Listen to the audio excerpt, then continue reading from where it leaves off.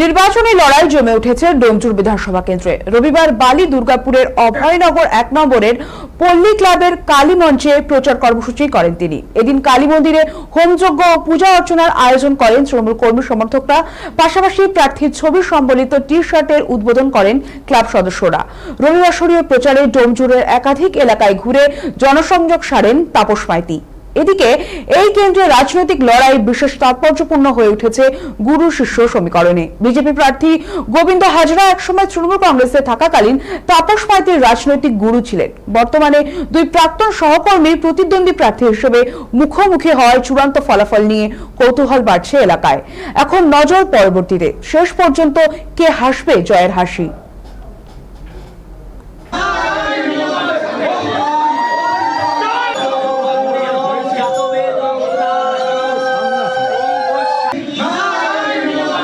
মানুষের স্বতঃস্ফূর্ত যে আবেগ, সেটা আমার কাছে একটা বড় পাওয়া। মমতা বন্দ্যোপাধ্যায়, অভিষেক বন্দ্যোপাধ্যায়, দেখুন কাজ অনেক হয়েছে, অনেক কাজ চলছে, অনেক কাজ বাকি আছে। আগামী দিনে সে কাজগুলো সম্পন্ন করাই হবে আমার প্রথম পক্ষের লড়াই।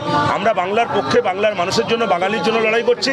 আর একটা দল বাংলা বিরোধী, তারা বাঙালিকে বাংলাদেশি বলছে, তারা বাংলায় অর্থনৈতিক অবরোধ করে বাংলায় উন্নয়নকে পিছিয়ে দিচ্ছে। বাংলা বিরোধী শক্তির সাথে আমাদের লড়াই। এই লড়াই কোনো ব্যক্তি লড়াই নয়। বাংলা বিরোধী শক্তিকে পরাস্ত করে মমতা বন্দ্যোপাধ্যায় চতুর্থবার মুখ্যমন্ত্রী হবে, জেনে রাখ।